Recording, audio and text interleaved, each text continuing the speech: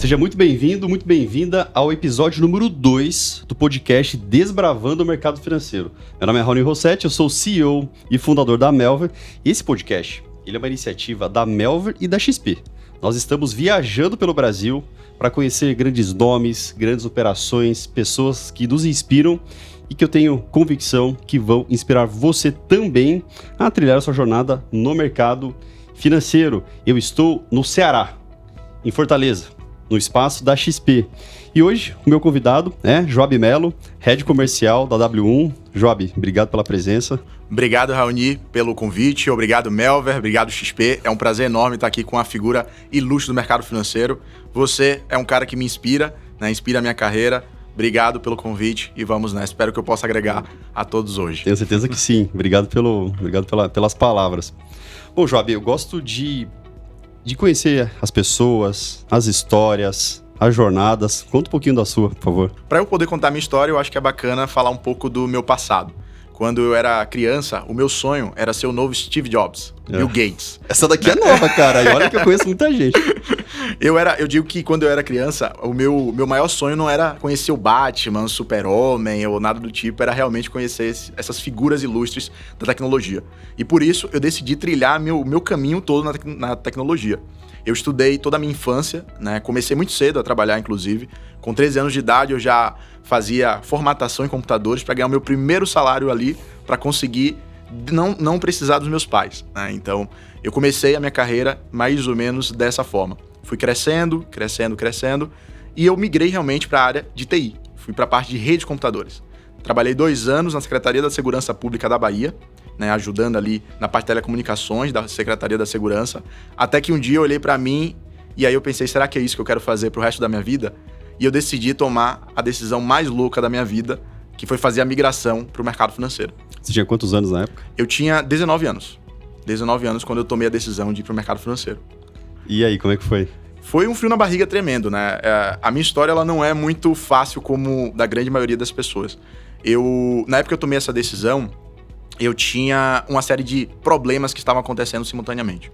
Os meus pais estavam desempregados e, para quem não sabe, a área de assessoria de investimentos ela é uma área muito empreendedora, em que você precisa trabalhar para poder crescer. E eu tinha 2 grandes problemas. Primeiro, eu não poderia ficar sem renda. E segundo, eu não poderia não receber muito naquele momento, porque eu precisava colocar o dinheiro dentro de casa e eu não tinha nicho. Então você não tinha experiência, não tinha network, seus pais desempregados, você não tinha renda e tinha que ganhar muito rápido. Exato. Tranquilo, né? As condições estavam fáceis. Era super tranquilo, para não dizer o contrário. E aí, para complementar a renda em casa, eu comecei a vender salgados na faculdade, antes de tomar essa decisão realmente de fazer a transição para o mercado financeiro. E quando eu comecei a minha carreira no mercado, ela foi muito abrupta, porque eu precisava, como eu falei, fazer essa transição rápida, mas eu não tinha nicho. E aí eu comecei com clientes muito pequenos, Geralmente, quando a gente vai ouvir as histórias de sucesso, a galera foi começar um cliente de 100 mil reais, 1 milhão de reais. Eu digo que eu comecei com clientes de 100 reais. Os meus primeiros clientes foram vários clientes de 100 reais. Era basicamente, você quer investir? Quero. Eu tenho 50 reais no banco. Vem comigo que você vai começar a investir. Porque eu queria treinar e aprender a crescer. E aí, nesse decorrer, eu fui basicamente desenvolvendo a minha atuação como assessor. E, ao mesmo tempo, eu trabalhava pela manhã vendendo salgado na faculdade, de tarde eu botava um terno, que era um terno que eu tinha desde os 13 anos de idade, pra você ter noção. A minha calça que eu usava para ser assessor era uma calça literalmente barata, aquelas calças que você vê que são baratas, e o sapato era emprestado de meu pai. Então era o look completo. E os primeiros clientes foram amigos, colegas da faculdade? Isso. Os primeiros clientes, eles foram amigos, pessoas muito próximas a mim, foram pessoas que acreditaram no meu processo e que vieram para poder trabalhar. Mas eu tive algumas dificuldades no início de trazer todas as pessoas que eu imaginava.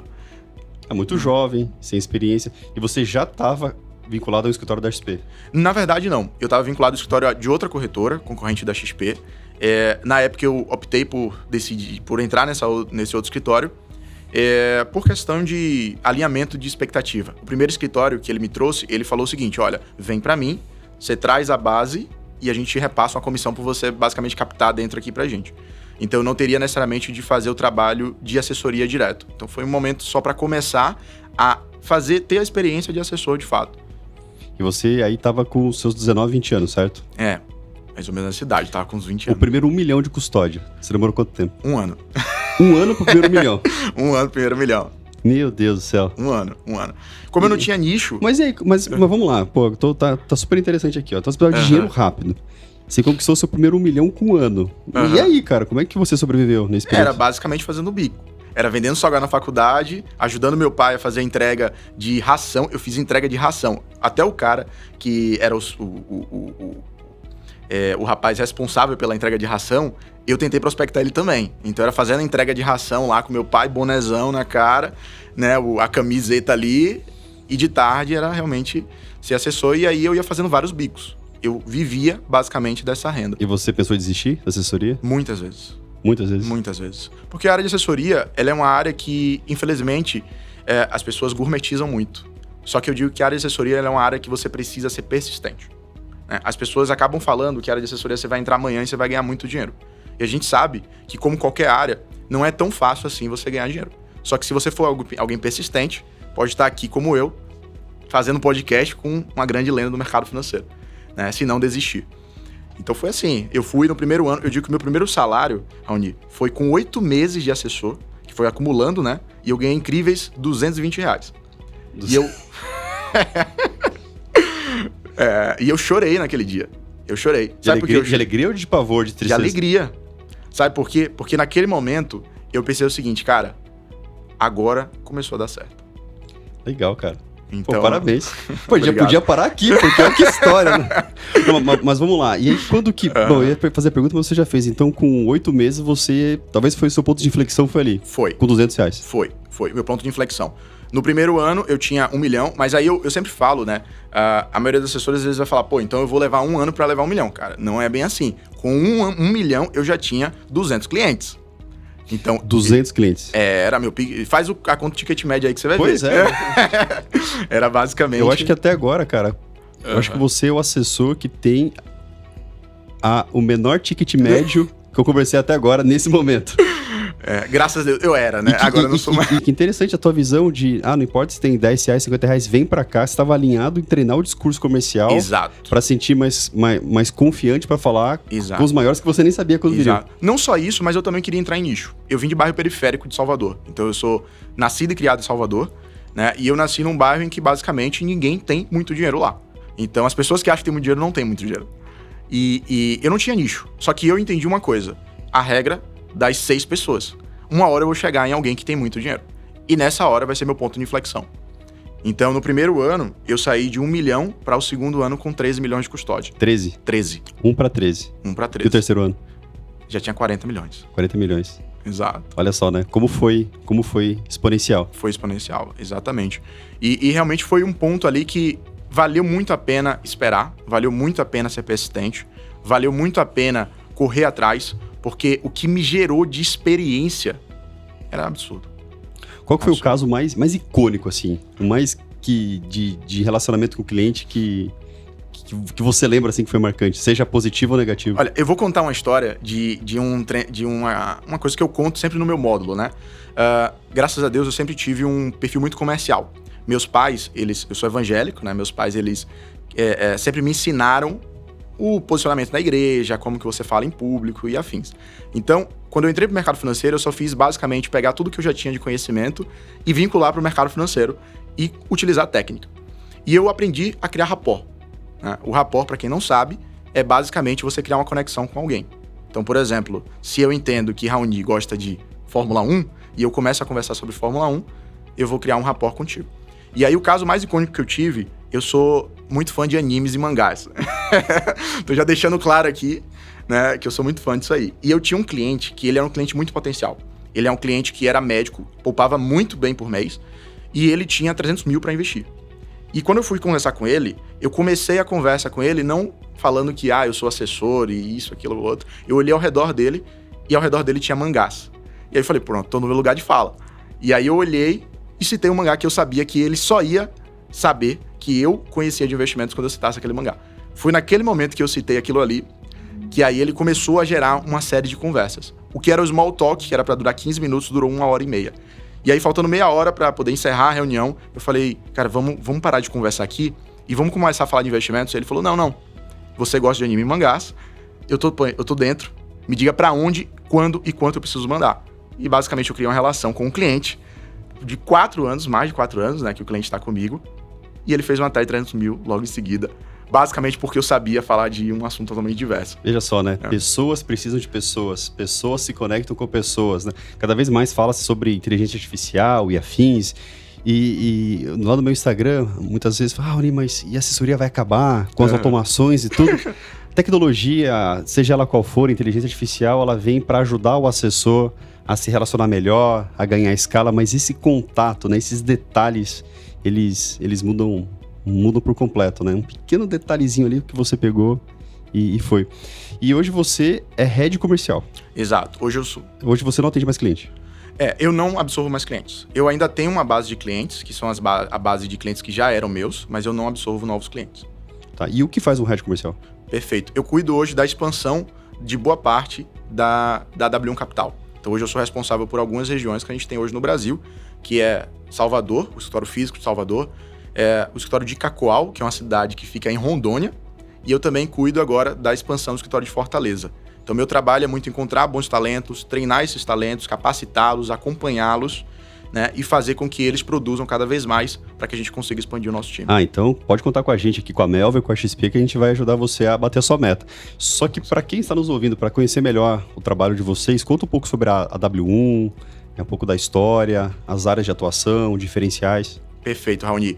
A W1, ela nasceu em 2010, né, que trouxe um modelo de consultoria financeira na Europa. Então, as pessoas que trouxeram, elas já faziam esse modelo lá na Europa, tinham expandido para 5 países e decidiram, em 2010, trazer esse modelo para o Brasil. Um dos grandes detalhes, quando a gente olha para o Brasil, é que, basicamente, a gente tem na classe A e B mais de 30 milhões de pessoas. Ou seja, nós temos mais do que a população inteira da Austrália nas classes A e B. A gente costuma dizer que o Brasil é um país pobre, mas, na verdade, o Brasil não é um país pobre, o Brasil é um país muito desigual, é diferente. E aí foi nessa premissa que nasceu a W1. A W1 ela nasceu com a ideia de trazer planejamento financeiro, consultoria financeira para a pessoa física. Então, quando a gente nasce, a ideia é trazer um melhor planejamento para tanto aquele cliente que tem dinheiro sobrando, mas não sabe onde fazer, o que fazer, aquele cliente que tem um gasto muito alto e também não sabe como reduzir. E aí ela foi desenvolvendo, até que chegou a criação da W1 Capital em 2019, literalmente para poder vincular todo esse planejamento financeiro que a gente já fazia a parte de investimentos. Então é um grupo que tem várias empresas. Exatamente. Quais são essas empresas, então? Tem a consultoria? A W1 Consultoria, W1 Capital, W1 Holdings, W1 Corporate, W1 Business, W1 Technology, W1 Agents. E eu acho que eu não esqueci de mais ninguém. Mas tenho certeza que quando a gente for fazer a segunda edição desse podcast, vão ter outras... Vão ter muito mais. Quais são as cidades de atuação? Hoje nós estamos em mais de 20 cidades, acredito eu. É porque agora eu precisaria da minha cola para poder ver. Mas todas aqui do Nordeste ou tem outros? Não, nós temos no Norte, Nordeste, Sul e Sudeste. Você tinha falado já, né? Rondônia, né? Isso. A gente não tem no Centro-Oeste ainda, por enquanto. Estamos abrindo o escritório lá. Legal. E qual que é o perfil do assessor da W1? O perfil do assessor, eu digo que ele é muito mais voltado à parte do empreendedor, certo? É o assessor que ele quer construir o seu modelo de negócio, que ele quer crescer e que ele quer estar dentro de um negócio exponencial. Então a W1 ela tem um modelo no qual ela consegue desenvolver 2 tipos de carreiras. Uma carreira de liderança e uma carreira de assessor executivo.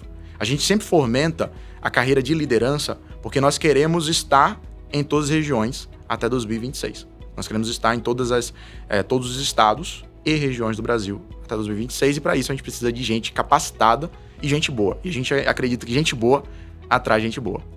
E na prática, assim, então vamos pensar que por meio da Melver temos milhares aqui, na verdade a gente está com centenas de milhares de alunos. Uhum. E a gente vai encontrar um aluno que está numa das regiões que vocês atuam. E esse aluno, ele é aprovado na Ancor, ele chega até vocês. O que acontece? O que vocês entregam? Como que é o onboarding? O aluno da Melver que entra na W1, o que ele vai ter de diferencial? Eu acho que é bacana a gente dividir em duas faixas, certo? Primeiro, no onboarding. O onboarding do assessor, a gente tem todo um treinamento do qual a gente ensina a prática. A gente sabe que a Ancor ela é só um preparatório para a prova. A vida, ela vai te ensinar muita coisa. Então, por que não ajudar já essas pessoas a desenvolverem mais rápido? E a W1, a gente tem um cenário no qual todo mundo da W1 foi formado internamente. Eu fui formado, apesar de eu vir de outro escritório, eu tinha atuado 3 meses no outro escritório. Eu fui criado na W1. E todos os grandes líderes aqui dentro foram criados dentro da W1. Então a gente pegou toda essa experiência, essa expertise, como que eu saí de 1 milhão, não sei quantos clientes pequenos para 40 milhões, passei por tudo aquilo ali, e a gente pega, sintetiza isso e dá para o aluno em um prazo de 6 meses, que a gente dá um treinamento comercial em que o aluno ele vai ficar realmente, o assessor, né, ele vai ficar mesclando entre atividades comerciais, ele vai captar clientes, ele vai conversar com clientes, a gente vai dar todo o atendimento dele, tanto das mesas quanto os líderes vão ajudar no atendimento do assessor, ao mesmo tempo em que ele vai aprendendo cada vez mais durante todo o treinamento. Então essa é a primeira parte que a gente tem de posição para poder ajudar o assessor. A segunda parte, Raoni, vai muito no que a gente chama hoje de consultoria 360. O nosso modelo de negócio, o grande diferencial da gente é que a gente consegue conectar todas as coisas no mesmo lugar. Então, quando a gente olha para outros modelos de negócio, a gente tem seguros, a gente tem consórcio, a gente tem vários outros benefícios que o assessor pode levar para o seu cliente. Só que, no fim do dia, o assessor não sabe se o seguro está conversando com o investimento, se o consórcio que ele fez está conversando com o investimento. Então, quando a gente olha para o modelo da consultoria, da W1 Capital e consultoria, a gente faz tudo conversar entre si. O seguro conversando com o consórcio, o financiamento conversando com o investimento conversando com o plano de saúde. O objetivo de todos que o cliente tiver, a gente vai conectar todos eles entre si. Eu quero fazer aqui uma retrospectiva da XP, né? Eu cheguei numa XP ali, meados de... Eu sempre confundo, 2007, 2008, mas bom, eu cheguei numa XP na qual falávamos de bolsa. Era renda variável por completo. E aí veio o movimento de shopping center financeiro, trouxemos outras classes de produtos, fundos, renda fixa... E hoje tem uma infinidade de outros produtos. Então, me ajuda aqui a completar. Ó. Seguros, previdência, consórcio, renda fixa, renda variável, internacional, câmbio, os produtos de PJ, agora. Financiamento. Mercado internacional. Mercado internacional tem... Bonds, treasuries. Nossa senhora, tem ETFs. Tem muita coisa, né? Então, estar em um escritório que tem uma estrutura capaz de... Que permite o escritório ele empreender e ele falar com o cliente de forma 360 graus. 360 é algo que a gente fala muito no mercado financeiro. Né? Depois eu queria que você explicasse suas palavras, mas deixa eu colocar aqui com as minhas palavras. É olhar para uma pessoa, para uma família, uma pessoa jurídica e tentar entender o que ela precisa e às vezes ela não sabe o que ela precisa. Mas com o conhecimento dos vários produtos e serviços da XP, é conseguir... ajudar essa pessoa aqui a se encontrar nos investimentos utilizando esses mais variadas possibilidades, é isso? Exatamente, perfeito ponto, Raoni. É exatamente isso. O nosso cliente, no fim do dia, a gente precisa entender como que a gente consegue agregar mais na vida dele. Então, o cliente que ele vem pra gente, ele vem voltado para investimentos. Isso é óbvio através da XP. Só que esse cliente tem N demandas que às vezes ele não sabe que ele tem. Então, o nosso trabalho como assessor é identificar essas outras demandas e saber como que a gente consegue auxiliar a vida dele. Porque é muito mais fácil você ajudar o cliente e ter ele por muito mais tempo, se a gente consegue ajudar em outras pontas, do que somente vender a parte de investimentos e um gerente do bancão chegar e vender um seguro e começar o relacionamento com o seu cliente. Então, a gente consegue tanto ajudar o cliente nas necessidades, além do que ele já enxergou que ele tem, e a gente consegue agregar e trazer ele para mais perto com a gente. Isso, não se assuste, hein? Imagina, tá nos ouvindo aqui, caso você ainda não seja assessora, de repente tem dezenas de produtos. Como que se dá, óbvio que varia de casa a casa, escritório para escritório, mas eu queria que você me ajudasse a construir a jornada do novo entrante. Então tem aqui vários produtos e serviços. Como que você sugere que uma pessoa que acabou de chegar na assessoria de investimento, o que ela estuda primeiro? Qual o primeiro passo ela deu? Ela chegou no escritório. Qual que é o segundo passo? Eu lembro de um conselho de um dos escritórios que eu conversei antes de entrar, que foi o conselho seguinte: estuda PNL, Programação Neurolinguística.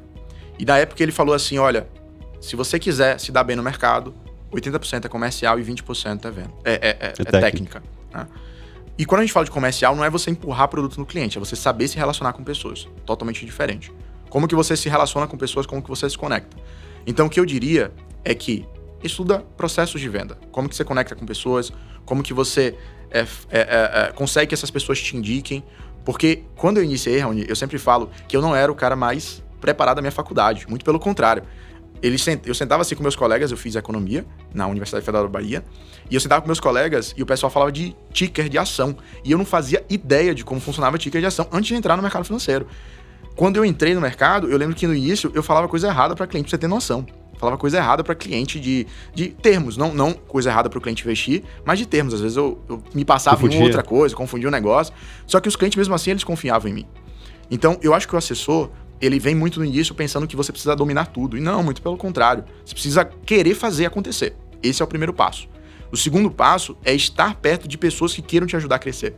E aí, eu vou vender a gente, junto com a gente aqui, tem todo o suporte, não só do time comercial, que seria eu e os outros líderes que tem, mas também de todas as mesas que a gente tem, de todos os especialistas que nós temos na nossa estrutura, de todos os processos internos, nós temos um suporte para o assessor. Então, ele não vai ficar abandonado. Então, pergunta polêmica, hein? Toca os tambores aí, ó. Pergunta polêmica.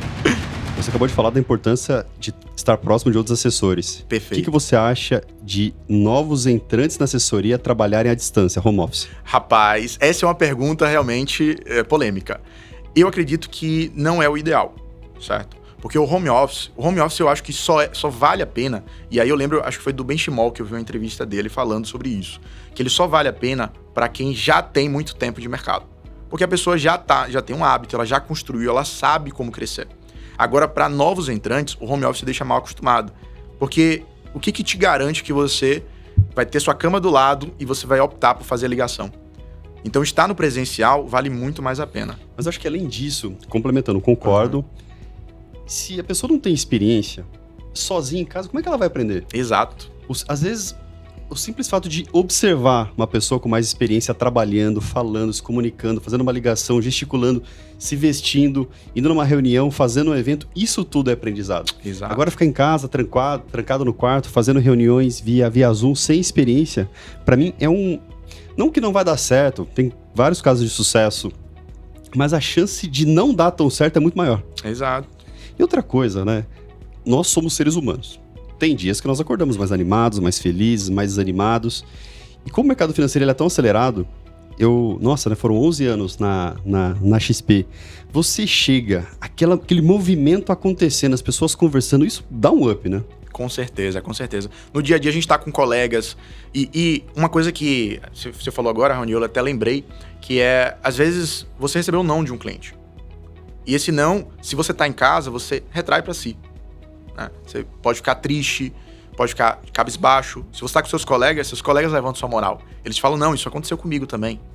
Né? Então, o home office, não que eu esteja matando o home office, muito pelo contrário. Mas eu acredito que o home office não funciona para todo mundo. 90% das pessoas não dão certo porque elas ficam no home office. E nem castigando o home office, nada desse tipo, mas é porque a pessoa precisa absorver a cultura. Ela precisa realmente crescer primeiro para depois, enfim, tentar fazer algo do tipo. Mas o trabalho de assessor, ele é muito livre, né? Ele é um trabalho que o assessor ele vai montando a carteira, vai montando sua forma de trabalhar. Então, cada um vai tomando sua decisão. Respeitando, obviamente, a individualidade de cada um. Algumas Exato. pessoas, por questões pessoais, não conseguem trocar de cidade para ir no escritório. Mas é bom ficar em mente que talvez a pessoa pode até começar no home office, mas é ficar em mente de eu vou fazer dar muito certo para eu estar perto de outras pessoas. Exato. E esse foi o caso com a gente lá em Salvador.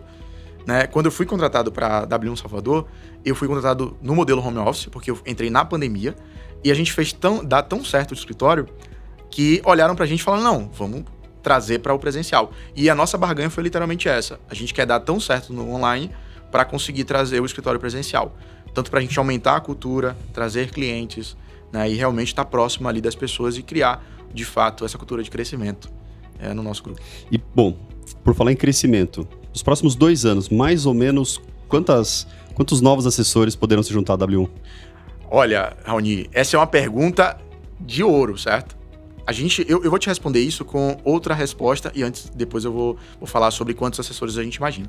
Só que em 2026, a gente imagina fazer o nosso IPO. Olha só. Então, o nosso grande... Sonho grande. É um sonho grande. Que não vou dizer nem que é tão grande assim, porque a gente já acha que é factível right now, né? Literalmente agora, a gente já acha que é factível. Só que a gente quer capilarizar um pouco mais para que daqui a 2 anos a gente possa crescer e ter isso em mente. Então, em 2 anos, a gente imagina ter mais de 600, 800 assessores na nossa estrutura. Hoje a gente tem pouco mais de 100 assessores trabalhando com a gente.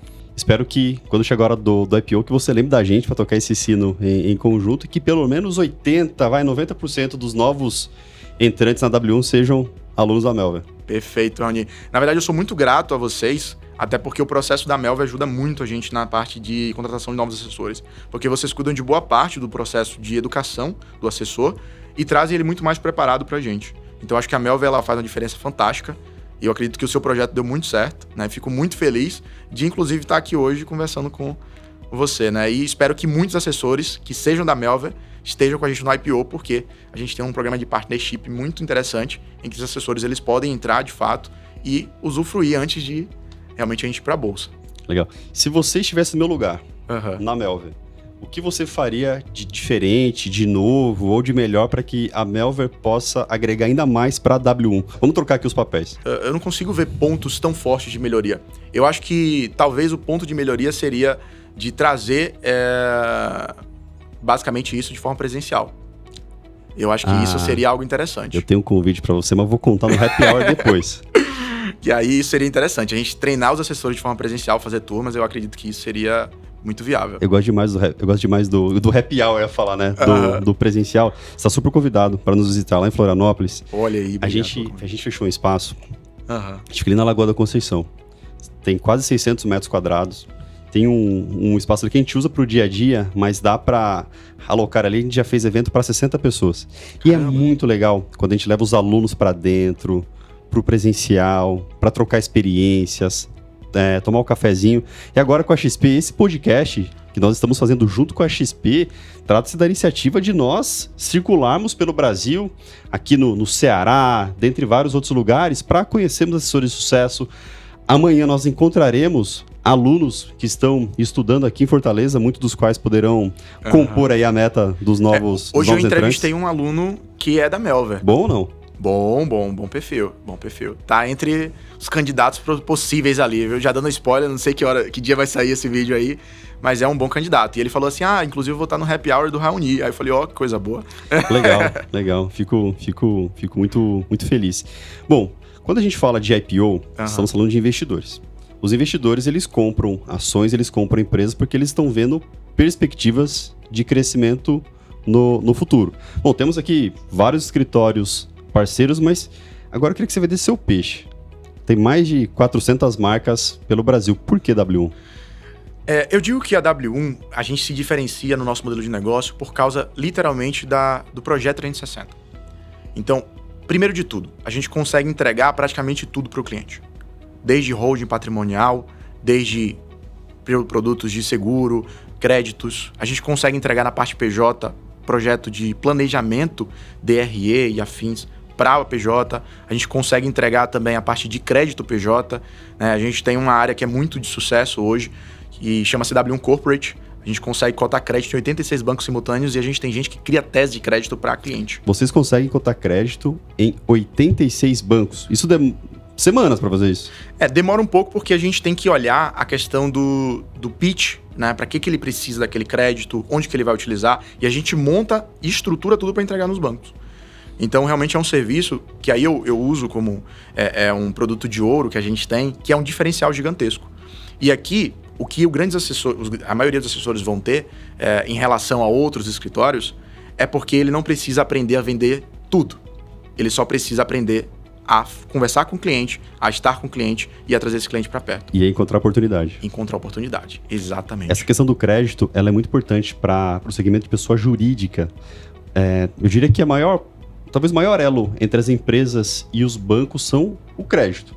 Exato. Então, a W1, a XP, outros escritórios furando essa bolha, não quebrando necessariamente o elo, porque a PJ ela continua com o banco, mas criando um novo elo, isso abre portas para várias outras pessoas. E aí eu lembrei agora de outra área que a gente tem, que é a área que a gente fecha produtos financeiros com instituições de PJ, né? Que é a ideia de trazer, por exemplo, plano de saúde para 50 funcionários de vez. E aí eu digo que o assessor ele tem um sistema mais completo. E quando eu falo que ele tem o mais completo, não é da boca para fora. Nós temos atualmente o projeto mais completo do mercado, até à frente de grandes instituições. Não à toa que, com um ano de XP, a gente bateu o primeiro lugar em distribuição de seguros, com 400 milhões de custódia, batendo nos escritórios de G20. Então, batemos agora, estamos em primeiro lugar, inclusive eu recebi ali no ponto, em primeiro lugar na campanha de cartões de crédito da XP, com muito menos assessores do que a grande maioria dos escritórios. E essa campanha agora, né? Os melhores assessores vão para as Olimpíadas, né? Paris, Tem gente que vai, da W1. Ó, agora a mensagem aqui pra XP. O pessoal da XP tem que ter umas campanhas assim pra Melver, hein? Tem que ter. Queremos ir pras Olimpíadas com os escritórios. Vamos nessa. Você tá convidadíssimo, viu? Olha só, fechou. Então agora vamos ter que levar a esposa junto, né? Vamos nessa. Eu espero que a gente vá também, né? Estando ali entre os escritórios beneficiados, né, de Paris. Isso vai ser bem legal. Legal. Bom, queria parabenizar pela sua jornada de superação. Obrigado. Uma infância difícil, correndo riscos, acreditando num sonho, sendo resiliente, errando, acertando, caindo, levantando e agora puxando mais pessoas. Pode ter certeza que você inspirou muitos que nos ouviram aqui, nos assistiram. Parabéns. Obrigado, Raoni. Obrigado pelo espaço. Eu quero falar aqui um momento com quem está ouvindo, né? Eu acredito que talvez você esteja com muitas dúvidas em relação à área de assessoria de investimentos. E eu digo assim, é normal. O medo é normal. A gente sempre tem um frio na barriga. Se você não tiver o frio na barriga é porque você não está fazendo nada grande. Ponto. Se você está acostumado, se está dando aquele... Se você está feliz ali, está muito satisfeito no primeiro momento que você vai dar um passo grande, você tem que recalcular a rota. Porque todo passo grande ele te deixa com a barriga gelada, né? Quando eu tomei a decisão, eu digo que foi a decisão mais difícil que eu tomei na minha vida. Porque eu tomei a decisão no momento que minha família mais precisava de mim. Foi o momento que eu decidi largar tudo. Uma carreira que eu já estava praticamente desenhada, eu já tinha probabilidade de crescimento onde eu estava. E eu larguei tudo para o mercado financeiro. Deu um frio na barriga tremendo. Mas eu digo hoje, 5 anos depois, que foi a melhor decisão que eu tomei na minha vida. Foi a decisão mais louca, mas foi a melhor decisão porque me trouxe boas pessoas, me trouxe a vida que eu almejava conquistar, me trouxe situações que eu imaginava ter. Eu nunca imaginei, Raoni. A primeira vez que eu viajei de avião foi sendo assessor de investimentos. Então, tudo que eu conquistei foi graças à profissão. E eu digo assim, não desista, porque você consegue, se for persistente, certo? É isso aí. Muito obrigado pela contribuição, história incrível. Esse foi o 2º episódio do podcast Desbravando o Mercado Financeiro, diretamente de Fortaleza, no Ceará.